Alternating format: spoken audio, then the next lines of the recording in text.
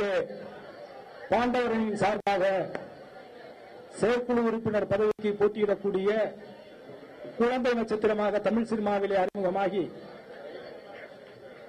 இந்த அணியினுடைய வெற்றிக்காக நாளைய அணியினுடைய உறுப்பினர்களுடைய உரிமைகளுக்காக போராட குரல் கொடுப்பதற்கு தயாராக இருக்கக்கூடிய சகோதரி சோனியா அவர்களை உங்களிடத்தில் ஒரு சில வார்த்தைகள் பேச அன்போடு அழைக்கின்றேன்.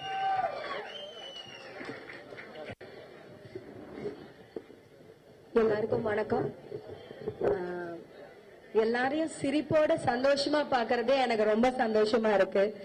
இந்த மாதிரி அடிக்கடி நம்ம எல்லாரும் சந்திக்கணும்.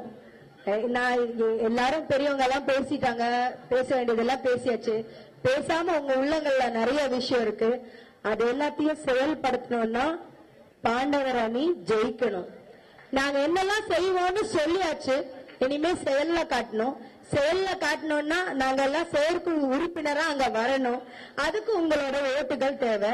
அதுல எந்த தப்பும் பண்ணிடாம எல்லாரும் சொன்ன மாதிரி நிதானமா 29 பேருக்கும் பேர் பார்த்து நம்பர் பார்த்து குத்திருங்க.